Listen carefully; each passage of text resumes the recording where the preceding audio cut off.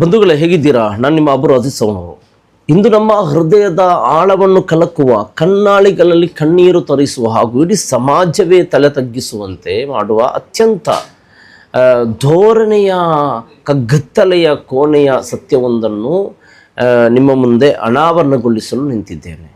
ಹೌದು, ಆ ಅಮಾಯಕ ಜೀವ 10ನೇ ತರಗತಿಯ ಪ್ರಾಯದ ಕಣ್ಣುಗಳಲ್ಲಿ ನೂರಾರು ಕನಸುಗಳನ್ನು ಹೊತ್ತು ವಿದ್ಯಾಭ್ಯಾಸಕ್ಕಾಗಿ ಕಾನಸೂರು ಇಂದಿರಾ ಗಾಂಧಿ ವಸತಿ ಶಾಲೆಯಲ್ಲಿ ಹೆಜ್ಜೆ ಇಟ್ಟಿದ್ದ ಆ ಬಾಲಕ ಇಂದು ನಮ್ಮೊಂದಿಗಿಲ್ಲ.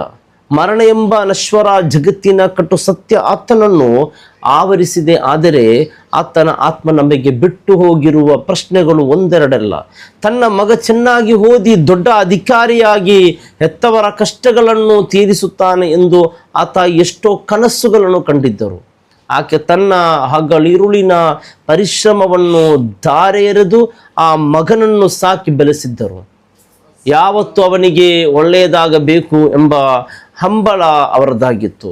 ಆದರೆ ವಿದ್ಯೆ ಬುದ್ಧಿ ಕಲಿಸಿ ಸಾಂಸ್ಕೃತಿಕ ಒಳಹರಿವನ್ನು ತುಂಬಿ ಸಮಾಜಕ್ಕೆ ಸತ್ಪ್ರಜೆಗಳನ್ನು ನೀಡಬೇಕಾದ ಗುರುಸ್ಥಾನದಲ್ಲಿ ಕುಳಿತ ಕಟುಕನೊಬ್ಬ ನೀಚ ಕೃತ್ಯಕ್ಕೆ ಆ ಬಾಲಕ ಬಲಿಯಾಗಬೇಕಾಗಿ ಬಂದಿತ್ತೆ ಎನ್ನುವ ಆ ಆತಂಕಕಾರಿ ವಿಚಾರ ಈಗ ಇಡೀ ಉತ್ತರ ಕನ್ನಡ ಜಿಲ್ಲೆಯ ಸಿದ್ದಾಪುರ ತಾಲೂಕನ್ನು ಮಾತ್ರವಲ್ಲ, ಒಟ್ಟು ಮಾನವೀಯ ಕುಲವನ್ನೇ ಬೆಚ್ಚಿ ಬೀಳಿಸಿದೆ. ಆರಂಭದಲ್ಲಿ ಕೇವಲ ಅನುಮಾನಾಸ್ಪದ ಸಾವು, ಆತ್ಮಹತ್ಯೆ ಎಂದು ಬಿಂಬಿಸುವ ವ್ಯವಸ್ಥಿತ ಸಂಚು ನಡೆದಿತ್ತು. ಆದರೆ ಇಲ್ಲಿಯೇ ಒಂದು ಪ್ರಶ್ನೆ ಮೂಡುತ್ತದೆ.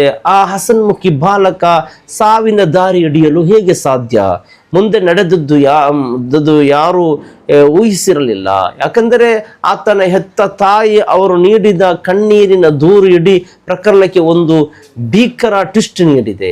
ಏನು ನಡೆದಿದೆ, ಹೇಗೆ ನಡೆದಿದೆ, ಯಾರು ಇದಕ್ಕೆ ಕಾರಣ ಎಂಬುದನ್ನು ತಿಳಿಯಲು ಇಡೀ ಊರೇ ಕಾಯುತ್ತಿದೆ. ಆ ಸತ್ಯವನ್ನು ನಾವು ಹಂತ ಹಂತವಾಗಿ ವಿವರಿಸ್ತಾ ಹೋಗೋಣ. ಕಾನಸೂರು ವಸತಿ ಶಾಲೆಯ ಹಿಂದಿ ಶಿಕ್ಷಕ 9ನೇ ತರಗತಿ ವಿದ್ಯಾರ್ಥಿನಿಯೊಬ್ಬಳ ಜೊತೆ ಬಾತ್ರೂಮ್ ಬಳಿ ಅತ್ಯಂತ ಅಸಭ್ಯವಾಗಿ ನೈತಿಕತೆಯ ಎಲ್ಲ ಗೆರೆಗಳನ್ನು ದಾಟಿ ವರ್ತಿಸುತ್ತಿದ್ದನಂತೆ. ಈ ಘೋರ ದೃಶ್ಯವನ್ನು ಅದೇ ಶಾಲೆ 10ನೇ ತರಗತಿ ವಿದ್ಯಾರ್ಥಿ ಈ ಹುಡುಗ ಕಣ್ಣಾರ ಕಂಡಿದ್ದೆ ಆತನ ಪಾಳಿಗೆ ಮೃದುವಾಗಿ ಪರಿಣಮಿಸುತ್ತೆ ಎನ್ನುವ ಸಂಶಯ ದಟ್ಟವಾಗುತ್ತಿದೆ. ತಾನು ಮಾಡುತ್ತಿದ್ದ ಗಲೀಜು ಕೆಲಸ ಮತ್ತು ಸಮಾಜದ ಕ್ರೂರ ಮುಖ ಬಯಲಾಗುವ ಹೆದರಿಕೆಯಿಂದ ಆ ಕಾಮುಕ ಶಿಕ್ಷಕ ವಿದ್ಯಾರ್ಥಿಯ ಕುತ್ತಿಗೆಯನ್ನು ಬಲವಾಗಿ ಹಿಡಿದು ಮೇಲಕ್ಕೆತ್ತಿ, ಈ ವಿಷಯವನ್ನು ನೀನೇನಾದರೂ ಯಾರಿಗಾದರೂ ಹೇಳಿದರೆ ನಿನ್ನನ್ನು ಬಿಡಲ್ಲ, ನಿನ್ನ ಸಾಯಿಸ್ತೇನೆ ಎಂದು ಮೃಗದ ಥರದಲ್ಲಿ ಆರ್ಭಟಿಸಿ ಭೀಕರವಾಗಿ ಬೆದರಿಸಿದ್ದಾನಂತೆ. ಇಲ್ಲಿಯೇ ಕತೆಗೆ ಮತ್ತೊಂದು ತಿರುವು ಸಿಗುತ್ತದೆ. ಯಾಕಂದರೆ ಈ ಘಟನೆಯಿಂದ ಭಯಭೀತನಾಗಿದ್ದ ಬಾಲಕ ಕಣ್ಣೀರು ಹಾಕುತ್ತಾ ತನ್ನ ತಾಯಿಯ ಬಳಿ ಆ ಕಾಮುಕ ಶಿಕ್ಷಕ ತನಗೇನು ಮಾಡಿದ್ದ ಎಂಬ ಇಂಚಿಂಚು ಮಾಹಿತಿಯನ್ನು ಬಿಚ್ಚಿಟ್ಟಿದ್ದನು. ತಾಯಿ ಮಗನನ್ನು ನೋಡಲು ಹೋದಾಗ ಆತನ ಕುತ್ತಿಗೆ ಸಂಪೂರ್ಣವಾಗಿ ಬಾತುಕೊಂಡಿತ್ತು. ಇದೇ ಕಾರಣಕ್ಕೆ ಆ ಶಿಕ್ಷಕನೇ ನನ್ನ ಮಗನನ್ನು ಉಸಿರುಗಟ್ಟಿಸಿ ಭೀಕರವಾಗಿ ಕೊಲೆ ಮಾಡಿದ್ದಾನೆ ಎಂದು ತಾಯಿ ಕಣ್ಣೀರು ಹಾಕುತ್ತಾ ನ್ಯಾಯಕ್ಕಾಗಿ ಸಿದ್ದಾಪುರ ಪೊಲೀಸ್ ಠಾಣೆಯಲ್ಲಿ ದೂರು ದಾಖಲಿಸಿದ್ದಾರೆ. ಸದ್ಯ ಈ ಪ್ರಕರಣವನ್ನು ಗಂಭೀರವಾಗಿ ಪರಿಗಣಿಸಿರುವ ಡಿವೈಎಸ್ಪಿ ಗೀತಾ ಪಾಟೀಲ್ ನೇತೃತ್ವದ ಪೊಲೀಸ್ ತಂಡವು ತೀವ್ರ ತನಿಖೆ ಕೈಗೊಂಡಿದೆ. ಒಬ್ಬ ಶಿಕ್ಷಕ ಇಂತಹ ನೀಚ ಕೃತ್ಯಕ್ಕೆ ಇಳಿದಿದ್ದಾನೆ ಎನ್ನುವ ಆರೋಪ ನಿಜವೇ ಆಗಿದ್ದರೆ ಈ ಸಮಾಜ ಎತ್ತ ಸಾಗುತ್ತಿದೆ ಎಂಬ ಆತ್ಮದ ಜಾಗೃತಿ ನಮಗೆ ಬೇಕಾಗಿದೆ. ಹೆತ್ತ ಕರುಳಿನ ಆಕ್ರಂದನಕ್ಕೆ ಸೂಕ್ತ ನ್ಯಾಯ ಸಿಗಬೇಕಿದೆ.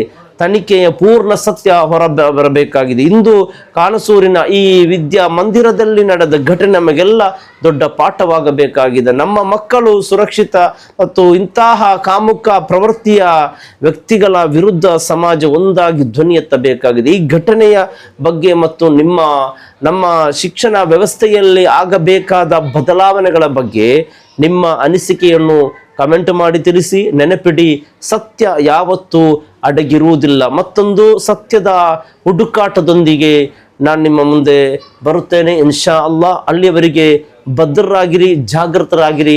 ನಾನು ನಿಮ್ಮ ಅಬು ಅಜೀಜ್ ಸವಣೂರು. ಅಸ್ಸಲಾಮು ಅಲೈಕುಂ ವರಹಮತುಲ್ಲಾಹಿ ವಬರಕಾತು.